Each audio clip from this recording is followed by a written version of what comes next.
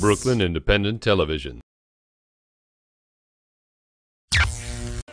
Who needs Black History Month? Artist Hank Willis Thomas is asking and answering that question at the Brooklyn Museum, where his exhibition, Unbranded, Reflections in Black by Corporate America, is on display. Anna Lamont Salisbury is there for the images and the insights. You guys have met. Hey. Hey. Good to see you. Good, how are you? Good to see you. It's been years. I'm serious. It's been like Old friends and new surround artist Hank Willis Thomas at the Brooklyn Museum to view his collection, Unbranded.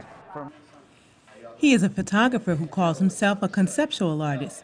That means before snapping the picture, he first creates an idea or concept and then stages the work.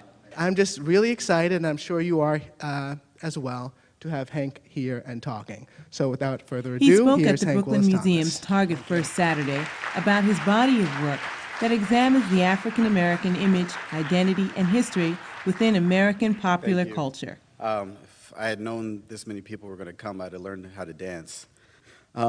So I created these images, and I started this project. It was called Branded, and with the project, I was trying to use the language of advertising to talk about things that advertising couldn't responsibly talk about. And in it, basically, I was really trying to deal with, I mean, I can talk about each image, and I'm actually going to skip because I wanted to talk about some other work. But so absolute power, you know, I was thinking scarred chest and branded head. I was thinking about how we are living in a state of branded consciousness where so many of the ways we value ourselves and validate ourselves and each other is related to commerce and commercial products like my Apple computer or my iPhone or your BlackBerry or your car, how they seem to imply something about our own values. After completing his Bachelor of Fine Arts from NYU's Tisch School of the Arts in Photography, Thomas said he struggled to find his own way as a photographer. There, he experimented by using a small frame that draws the viewer's attention to a specific area of the photo. So this was my senior project, and I had a major dilemma once I did this, which was I could never figure out how to frame the pictures.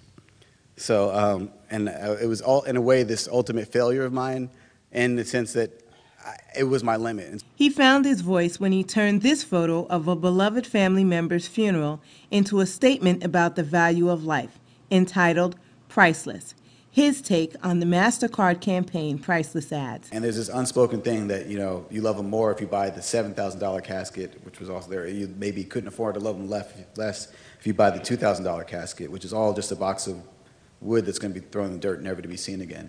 From the Branded exposition, he created Unbranded. If some of these images look familiar, that's because they have appeared in magazines from Ebony to Jet to Essence, as well as other photos that were part of national ad campaigns that sold anything from Breck shampoo to Nike t-shirts. But what Thomas has discovered is that by stripping away the text from some of these very iconic images, the pictures themselves take on a whole new meaning. But each of them, I mean, the series. Well, he took me on a tour through the exhibit to talk about his work, but not without starting with a quiz about the photograph. Who's this? Do you know? Looks like Denzel Washington. It is Denzel Washington. A very young Denzel Washington. And it's his first. And it's, well, I think, is this George Siegel maybe? Yeah, exactly. Yeah. Okay, yeah. I watch a lot of movies. Well, good. And this is you know the movie then? I don't know the movie. It's a movie called Carbon Copy, and it was Denzel's first movie. And 1980, 81, and he's saying like, the text said like, I lost my house, my car, my wife, what else can happen? And then he walks up and says, hi Dad. And you can see it's like a black man with his hand out. And it's basically saying it's his illegitimate child who's basically coming back for reparations. And this is like when there are black people entering the middle class, affirmative action, and white people seeing it as black people asking for a handout. And there's a way in which I think about advertisers being able to say as much about what culture is going through at a given moment than a whole book can. And like in this image, you can decipher a lot of that from it. His hand is For out. Brooklyn Review, I'm Anna Lamont Salisbury. Follow us on Twitter at BK Independent TV.